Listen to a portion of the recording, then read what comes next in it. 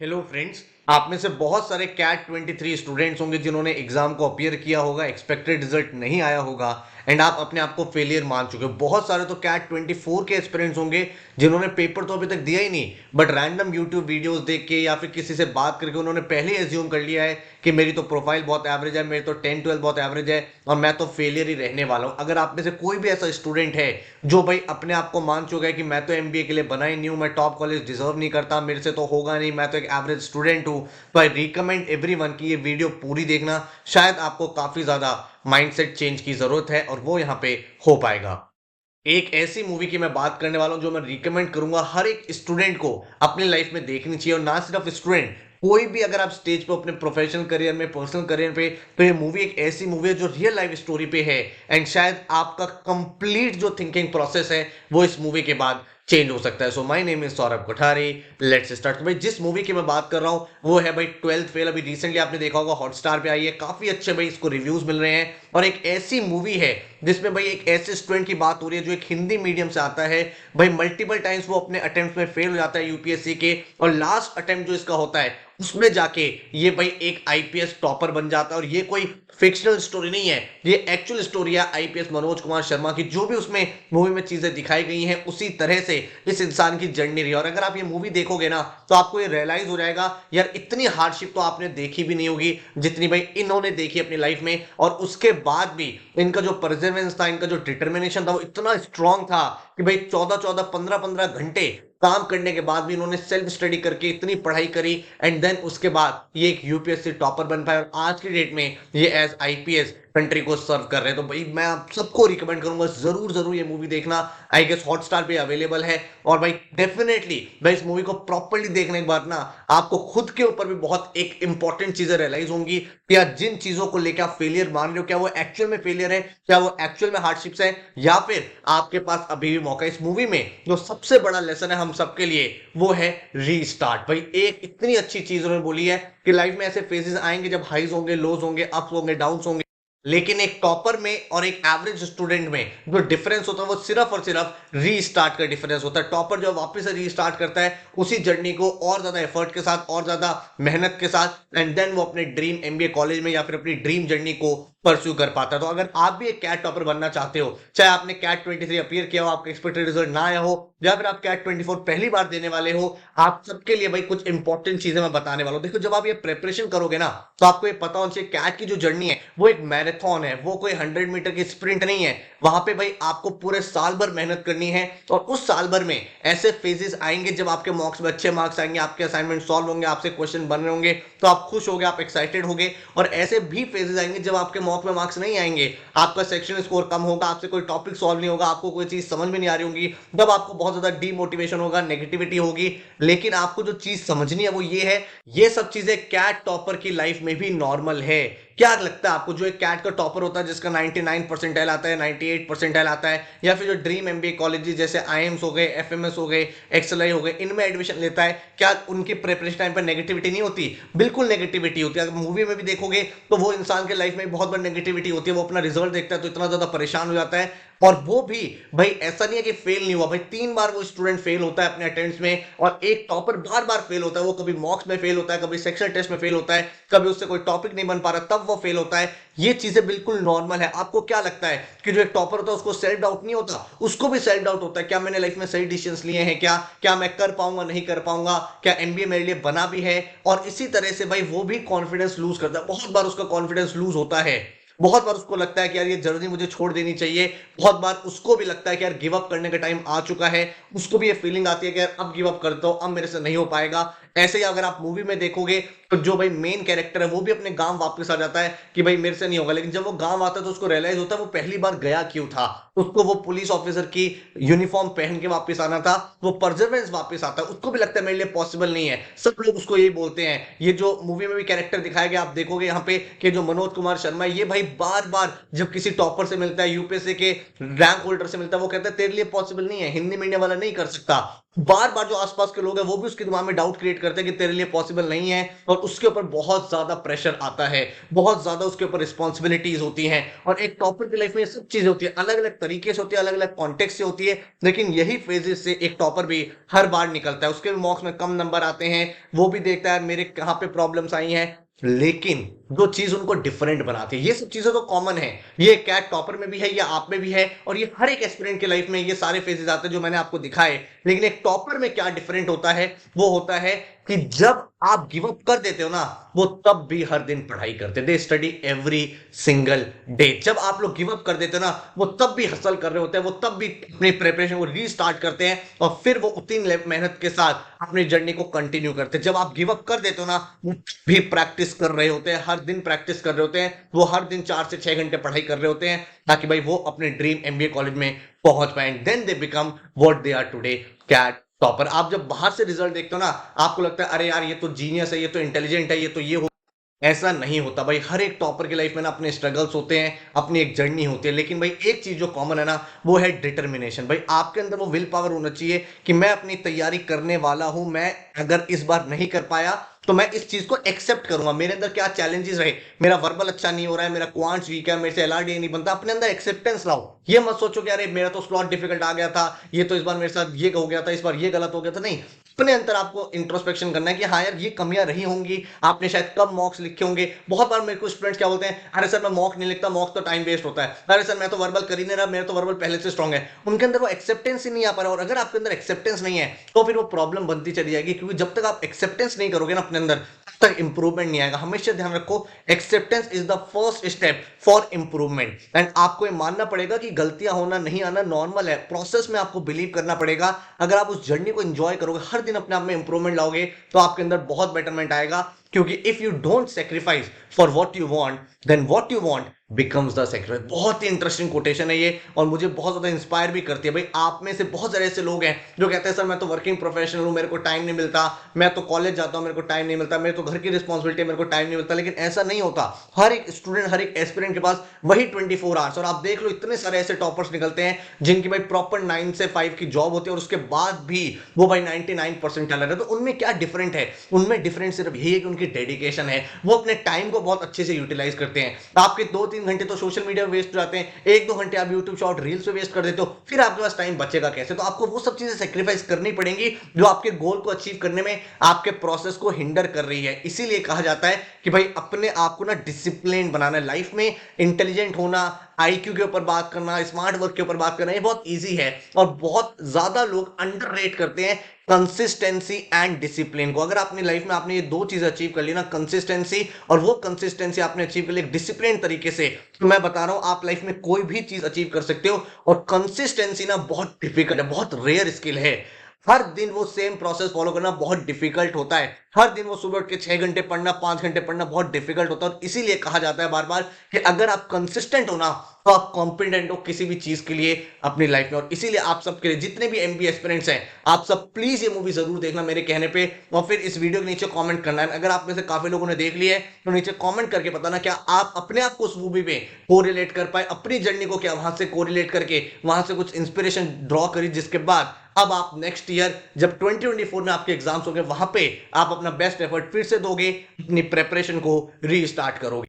And वो restart करनी कैसे है? फर्स्ट स्टेप के टेस्टिंग वाटर। भाई सबसे पहले ना एक कैट का मॉक लगाओ। भाई जब आप अपनी प्रिपरेशन रीस्टार्ट करो ना, कैट का मॉक लगाओ, ताकि आपको ये पता चले कि आप करंटली कहां स्टैंड करते हो। एक पूरा प्रॉपर लेंथ मॉक लगाओ। बहुत सारे लोग डरते हैं मॉक से।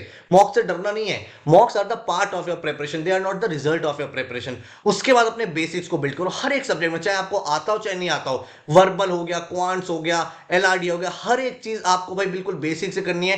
कॉन्सेप्ट सीखने हैं। बहुत सारे लोग गलतियां करते हैं, वो भाई अपने लेवल पे शॉर्टकट ट्रिक सीखने लगते हैं, जिसके बाद उनका एग्जाम क्रैक नहीं होता। जब तक आपका कॉन्सेप्ट स्ट्रांग नहीं है, फाउंडेशन स्ट्रांग नहीं है, वहां पे आपको चैलेंज आता ही रहेगा। ठीक है, वीआरसी में भाई अपनी रीडिंग हैबिट डेवलप करो, डेली 2 से 3 आर्टिकल रीड करो। एलआरडीआई में डेली 3 से 4 सेट सॉल्व करो। क्वांट्स में अरिथमेटिक से स्टार्ट करो एंड देन धीरे धीरे number system, geometry, modern math, algebra, ये सारे टॉपिक हमें करना है। फाउंडेशन कैसे बिल्ड करनी है, सबसे पहला स्टेप है लर्न। हर एक टॉपिक आपको एक सिस्टमैटिक तरीके से सीखना। जो भी टॉपिक आप सीखो उस पर 50 से 75 क्वेश्चन जरूर जरूर लगाओ, ताकि भाई आपकी कमांड बन पाए। बहुत सारे लोग क्या करते हैं, कोई वीडियो देख रहे हैं, वीडियो देखते देखते खत्म हो गया टॉपिक, उनको लगता है हमें सब कुछ आ गया। जब तक आप पेन लेके अपने क्वेश्चन खुद से सॉल्व नहीं करोगे, आप एग्जाम को क्रैक नहीं कर सकते। पहला जब स्टेप आपका लर्निंग हो गया, कॉन्सेप्ट बन गया, उसके बाद आपको ड्रिल करना है। प्रीवियस ईयर के पेपर, टाइमर बेस्ड टेस्ट आपको लगाने हैं, ताकि आपको ये पता चल पाए डिफरेंट डिफरेंट टेस्टिंग सिनेरियोज में आप कैसा परफॉर्म करते हो। एंड देन उसके बाद अपने प्रिपरेशन को एस्केलेट करना है, लेवल ऑफ क्वेश्चन इंक्रीज करना है, कैट के एक्चुअल क्वेश्चन उठाने हैं और फीडबैक देना है, क्या गलतियां हो रही हैं, क्या चीजें मैं मिस्टेक कर रहा हूं, मेरी बेसिक ठीक हो रहा है लेकिन एडवांस नहीं कर पा रहा, या फिर मेरा बेसिक कॉन्सेप्ट में गैप है। सारी चीजों को आपको समझना होगा, ठीक है। उसके बाद अपने आप को नेक्स्ट स्टेप पे लेके जाना है, लीप फॉरवर्ड। अपने आप को ऐसा नहीं सोचना सर मैं तो 66 में से पूरा पेपर कर दूं, नहीं।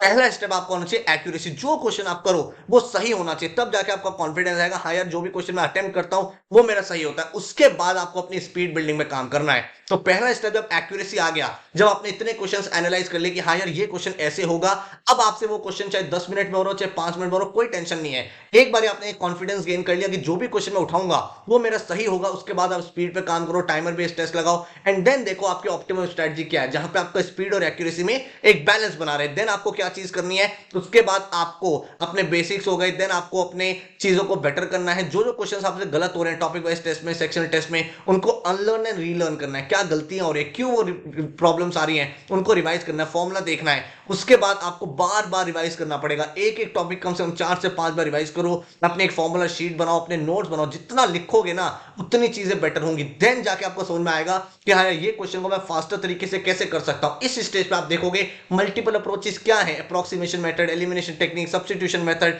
वैल्यू पुट करके आंसर आ सकता है, ऑप्शंस को हम यूज कर सकते हैं, एलिमिनेशन टेक्निक यूज कर सकते हैं। इनसे आप अपनी स्पीड बढ़ा सकते हो। और ये चीज ध्यान रखोगे, आपको डिटरमाइंड रहना है, पूरे 1 साल तक आपको इस जर्नी में लगे रहना है, और तब जाके आप अपने फाइनल स्टेप पे आओगे जहां पे आप बहुत सारे मॉक्स लगाओगे। मॉक्स से डरना नहीं है। आप मॉक्स लगा रहे हो, एनालिसिस नहीं कर रहे तो भी इंप्रूवमेंट नहीं आएगा। तो जितना इंपॉर्टेंट मॉक लगाना है उतना ही इंपॉर्टेंट है एनालिसिस भी करना, क्योंकि अगर नो एनालिसिस है then there is no chance of improvement. आप देखो क्या एरर हो रहे हैं, कितने क्वेश्चंस आपके रॉन्ग हुए, कितने क्वेश्चंस आपने छोड़े हैं, जितने गलत हुए वो क्यों गलत हुए, वहां पे कॉन्सेप्ट को रेक्टिफाई करो।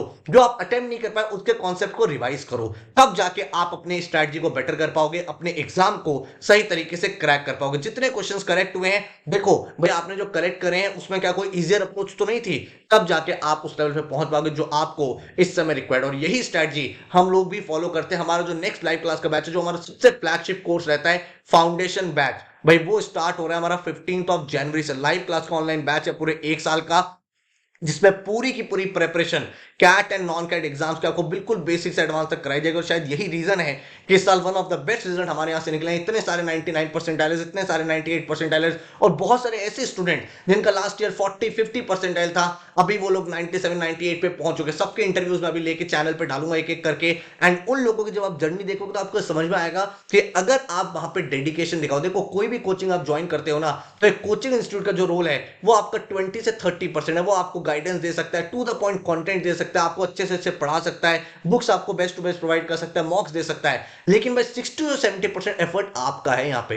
एज अ कोचिंग इंस्टीट्यूट में मैं आपको ये चीज बोल रहा हूँ कि अगर आपका खुद का सेल्फ एफर्ट नहीं है ना, आप वो पेन उठा के बुक में से क्वेश्चन प्रैक्टिस नहीं करोगे, या वो आप क्लास में आके क्वेश्चंस को अटेम्प्ट नहीं करोगे, तो आपके अंदर इंप्रूवमेंट नहीं आएगा। नो मैटर मैं आपको कितना भी अच्छा पढ़ा लूं, नो मैटर मैं आपको कितने भी अच्छे मॉक्स दे दूं, कितने भी अच्छे बुक्स दे दूं, वो रिजल्ट आपका तभी आएगा जब आप भाई अपने लेवल पे भी उतना ही मोटिवेटेड हो। और यही चीज अगर आप अपने आप पे इंस्पायर्ड हो कि सर मुझे एग्जाम क्रैक करना ही करना है और मैं मेहनत में कोई कमी नहीं रखूंगा, तो ये बैच आपके लिए बहुत ज्यादा यूजफुल रहने वाला है। क्योंकि यहाँ पे बहुत पढ़ाते हैं, बहुत ज्यादा चीजें होती हैं, हर एक टॉपिक पे 75 क्वेश्चन हम लोग तो सिर्फ प्रैक्टिस कराते हैं 100 क्वेश्चन के आसपास। उसके बाद एडवांस वर्कशॉप में फिर से 50 क्वेश्चन करते हैं, क्लास के अंदर क्वेश्चन करते हैं, सेक्शनल टेस्ट होते हैं, मास्टर टेस्ट होते हैं, मिनी टेस्ट होते हैं। इतनी बार एक एक टॉपिक क्लास के अंदर हो जाता है कि ऑटोमेटिकली आपको लगता है कि हम मैं चीजों को कर पाऊंगा। लेकिन अगेन कंडीशन भी है, वो सारी चीजें आपको करनी है डिसिप्लिन के साथ। अगर आप मुझे वो कमिटमेंट दे देते हो सर मैं ये कमिटमेंट देने के लिए तैयार हूँ, तो आई एम एज्यूमिंग कि आप एक बहुत अच्छा कॉलेज क्रैक कर पाओगे। तो सबसे पहले आपको हम बेसिक्स कराते हैं, हर एक टॉपिक बिल्कुल कॉन्सेप्ट, क्लैरिटी एंड एप्लीकेशन से होते हैं, एंड हर एक टॉपिक में आपको 75 से 100 क्वेश्चंस कराते हैं।